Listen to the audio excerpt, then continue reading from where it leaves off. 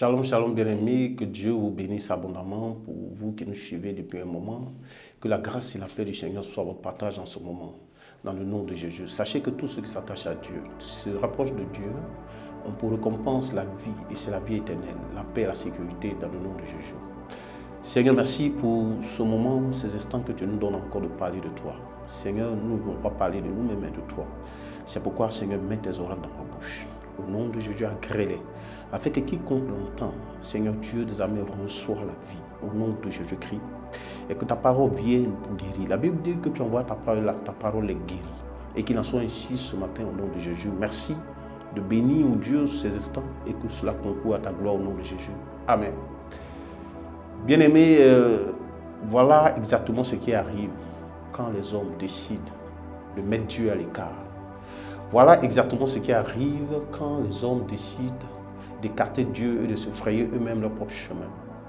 Et Dieu, certainement Dieu des cieux, regarde tout le tumulte qu'il y a sur la terre et s'étonne, se pose la question de savoir comment des hommes qui sont si respectés sur la terre, des hommes que le monde respecte, des hommes que le monde ovationne, et qui sont sortis des meilleures universités du monde, ne soient même pas capables de discerner, de reconnaître que l'Éternel, que les cieux et la terre sont à l'Éternel Dieu. Alors vous voyez, donc, c'est de cela qu'il s'agit en fait. Reconnaître que les cieux et la terre appartiennent à l'Éternel et qu'il faut compter avec Dieu. Car sachez bien une chose, le diable n'a jamais aimé personne, il ne va jamais aimer personne, parce que le mot aimer n'existe pas dans son vocabulaire. Le diable séduit, mais il n'aime pas. Il n'a jamais aimé. Il est parti. Il peut t'apporter pas du travail, pas de l'argent, pas de belles femmes, mais il ne sera jamais capable de te donner la vie. Et lorsqu'il te lève ainsi, sache qu'un jour viendra où il va te réclamer tout cela au prix de ta vie. Ça, c'est clair. Et donc, parce qu'aucun enfant de Dieu, rempli de l'Esprit de Dieu, ne peut être capable de rentrer dans un laboratoire, fabriquer des virus pour tuer d'autres hommes. Ce n'est pas possible. Aucun enfant de Dieu digne de son nom ne peut le faire. Ce n'est pas possible. Donc cela veut dire simplement que ce à quoi nous assistons vient du diable. C'est le diable qui le fait. Lui, il aime la mort. Il se réjouit du sang. Quand le peuple, toutes les nations en ce moment sont en train de pleurer, crier, ça, il éprouve du plaisir à voir cela. Mais Dieu, dans sa grandeur, regarde. Et il regarde son Église. Bien-aimé, si tu dois pleurer, pendant que le monde pleure, si tu dois être affolé au même titre que le monde, ça veut dire qu'il y a quelque chose qui ne va pas. Parce que nous avons cru à un Dieu qui est puissant, un Dieu qui est saint, un Dieu qui est capable de nous garder. Un Dieu qui est capable de nous protéger. Ce n'est pas seulement lorsque tout va bien que nous devons croire en Dieu, que nous devons l'adorer, nous devons le louer.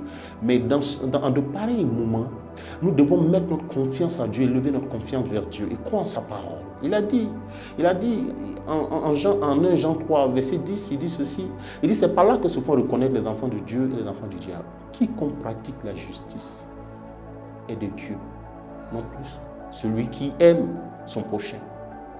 Vous comprenez? Quiconque pratique la justice. Ce matin, je vais te parler de la justice qui produit la vie. Qui produit la vie, pour que tu sois apaisé, pour que tu comprennes que tu n'as pas à t'affoler, tu n'as pas à avoir peur, tu n'as pas à craindre. Si tu es né de Dieu. La Bible déclare que nous sommes faits à l'image de Dieu. Donc, ce qui veut dire que tel Dieu est, tel nous devons être. Vous voyez, je dis bien tel nous devons être. Je ne dis pas tel nous sommes.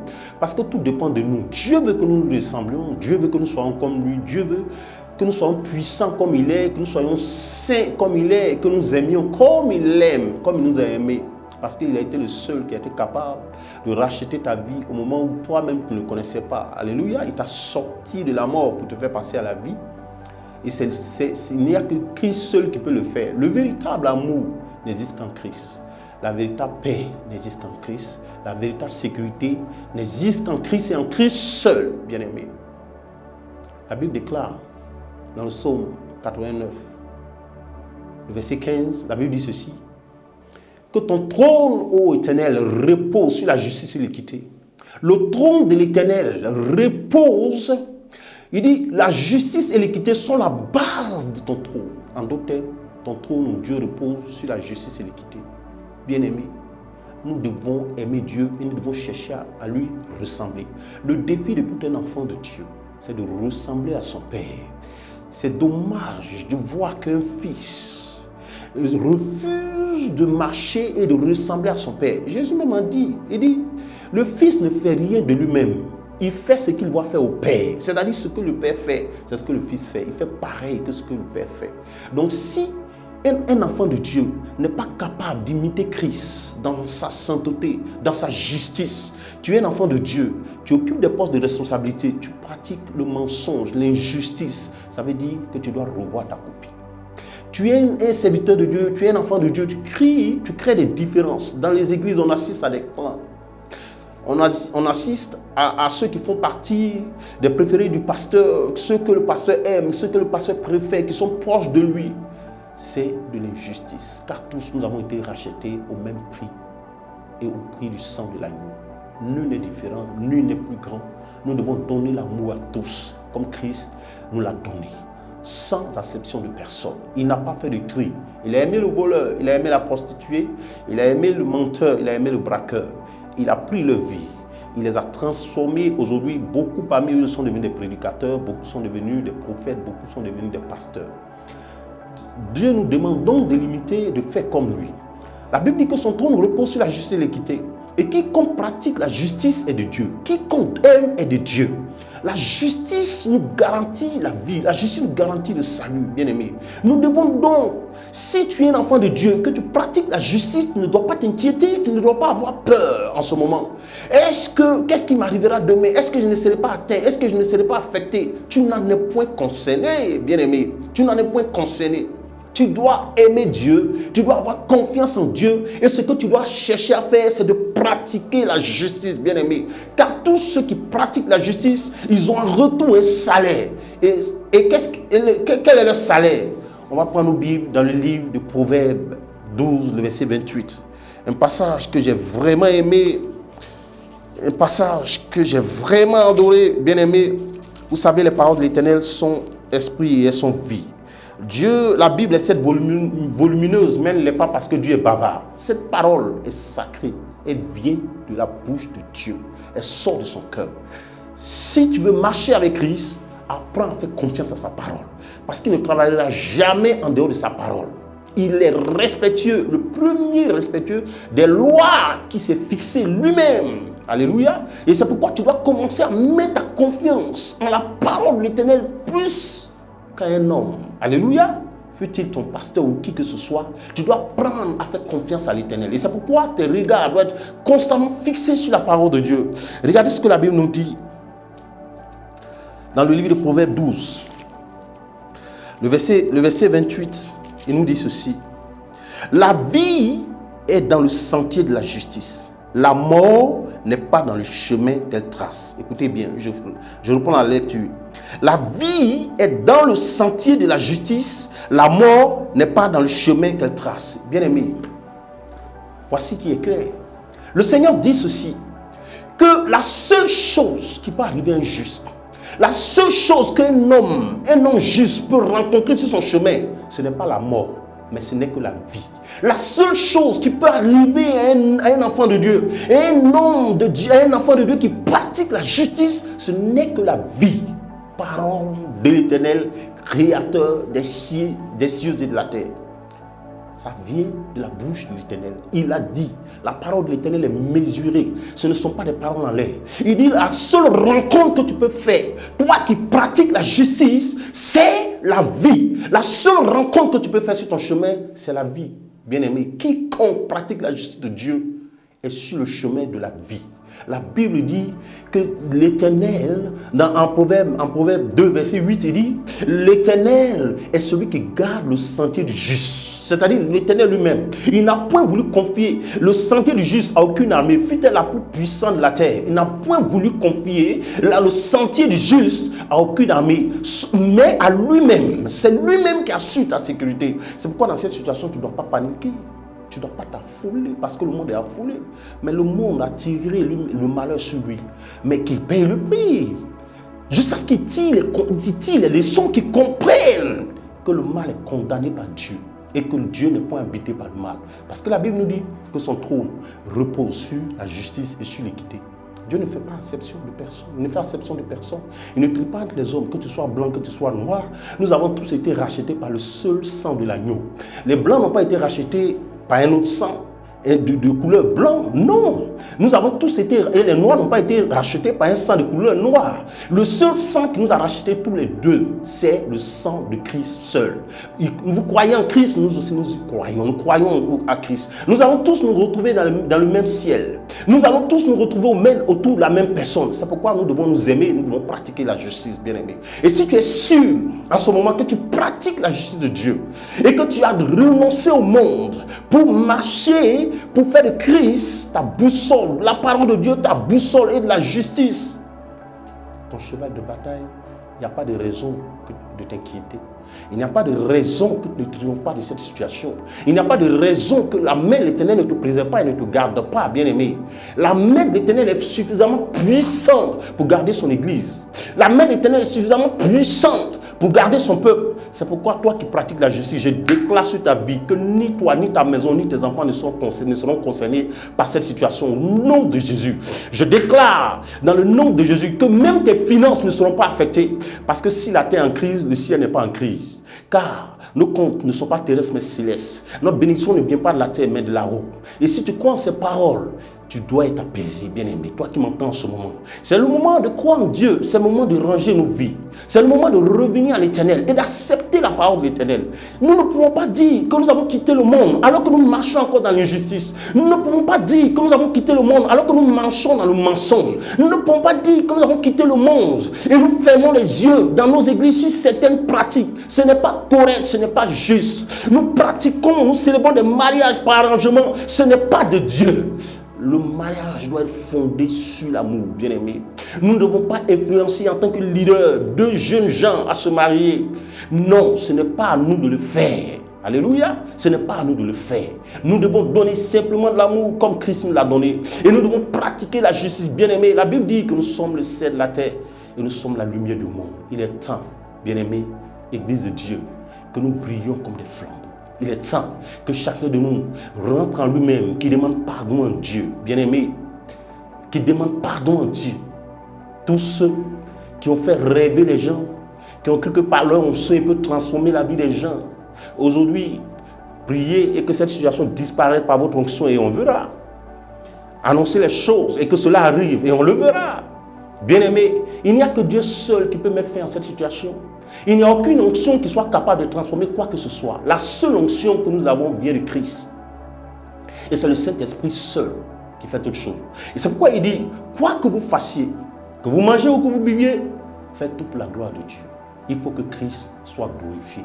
Il faut qu'on apprenne à rendre toute la gloire à Dieu. Il faut qu'on apprenne à rendre toute la gloire à Dieu. Conseillons aux gens de pratiquer la justice dans l'église, d'être juste, car c'est sur nous que le monde compte. La Bible dit quoi? Que le monde attend avec un ardent désir la révélation des fils de Dieu. Aujourd'hui, on s'étonne de tout ce qui arrive. Mais si les filles de Dieu qui sont porteurs de la révélation et que le monde attend, les filles de Dieu ont démissionné. Ils ont tous démissionné. Aujourd'hui, l'Église n'est même pas capable de parler. L'Église, c'est-à-dire, comme on le dit chez nous, l'Église se cherche. L'Église a peur de blesser. L'Église a peur de dire la vérité. J'ai mon Église, j'ai mon peuple, je suis tranquille, je suis à l'aise. Il ne faut pas que je parle et que demain on vienne m'arrêter. Mais l'apôtre Paul a dit, l'amour est pour moi un gain, bien-aimé. Paul a vu la gloire de Dieu et il a dit, je n'ai point peur de la mort, parce que la mort ne fera que me précipiter dans la gloire de Dieu. N'aie pas peur de pratiquer la justice. Il a dit, dans les béatitudes, il a dit, heureux ceux qui ont soif de la justice, qui ont faim soif de la justice. À ceux-là, nous récompense leur attente dans les cieux. Pratiquer la justice, car sur le chemin de la justice, il n'y a point de mort. C'est pourquoi si tu as peur en tant qu'enfant de Dieu en ce moment, tu dois te poser des questions, tu dois revoir ta copie. Pourquoi est-ce que tu as peur? Si tu sais que tu pratiques la justice, si tu sais que tu marches dans la sainteté, comme Christ est saint, de quoi as-tu peur? Il n'y a pas de mort sur ton chemin. La seule chose qui se trouve sur ton chemin, c'est la vie. C'est la vie. Nous n'avons pas choisi la mort. Nous avons choisi celui qui est vivant. Et la seule chose qui puisse nous arriver, c'est la vie et non la mort. Et c'est pourquoi nous devons revoir nos copies. J'espère vivement qu'après cette situation, l'Église va se ressaisir. l'Église se ressaisira et les gens prêcheront l'évangile vrai, l'évangile véritable qui vient du cœur de Dieu, l'évangile de l'amour, l'évangile de la justice, l'évangile du salut. C'est à cela que Dieu nous appelle, bien-aimés. C'est à cela que Dieu nous appelle. Dieu attend que nous prenions soin de son peuple, que nous prêchions la vérité à son peuple, que nous leur apprenons à marcher dans la sainteté. C'est important, car nul ne peut marcher, ne peut vivre dans la souillure et prétendre marcher avec Christ. Ce n'est pas possible. Dieu n'est pas dans la souillure. Bien-aimés, n'oubliez pas de vivre l'essentiel. Ressaisissons-nous, marchons dans la justice de Dieu, craignons l'Éternel et soyons imitateurs de Christ. Que Dieu vous bénisse abondamment pour ces quelques paroles. Et je mets quiconque au défi, qui décide de pratiquer la justice, qui s'engage à pratiquer la justice, engage-toi dans cette voie. Et tu verras si un jour, tu rencontreras sur ton chemin la mort. Je mets quiconque au défi, qui décide de renoncer au monde et de marcher dans la justice de Dieu, et qui rencontrera un jour sur son sentier la mort. Ce n'est pas possible, c'est irréalisable, c'est inconcevable. Ce n'est pas possible. C'est Dieu qui l'a dit. Nous croyons que Dieu existe. Nous croyons que les cieux et la terre sont en lui. Nous croyons à un Dieu vivant qui n'a pas procédé par tâtonnement pour créer, pour rendre matériel la création, pour créer l'homme. Il n'a pas procédé par tâtonnement. Mais c'est le Dieu en qui habite l'intelligence et la connaissance parfaite. Et Dieu sait toutes choses. Il n'a pas fait des essais pour aboutir, pour arriver à l'homme. Mais il a décidé et il a fait. Pratique donc la justice. Si tu veux triompher de cette situation, pratique la justice, bien-aimé. Dieu veut que nous soyons justes, afin que le monde, en nous voyant, sache que certainement ceux-là sont de Christ, ils sont de Dieu. Ils sont des enfants de Dieu. Le ciel, bien-aimé, je te le dis, n'est pas en crise. La terre est en crise. Parce que les hommes l'ont souhaité, parce que les hommes l'ont voulu. Mais les cieux ne sont pas en crise. Alléluia. Et le trône de l'Éternel est un trône éternel. Son règne est infini. Son règne est un règne éternel. Et tant que Christ est assis sur son trône, et tant que le Saint-Esprit est avec nous sur la terre, rien ne t'arrivera. Rien ne t'arrivera.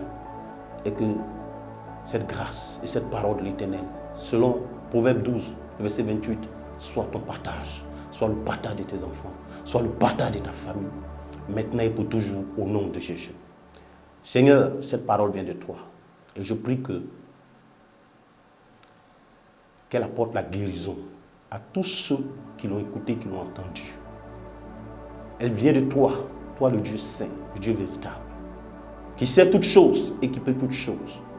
Cette parole vient de toi. C'est pourquoi, Père éternel, que la vie au Dieu des armées qui est contenu dans cette parole soit le partage de tes enfants et de tous ceux qui aspirent à toi, à ta justice et qui manifestent l'amour au nom de Jésus.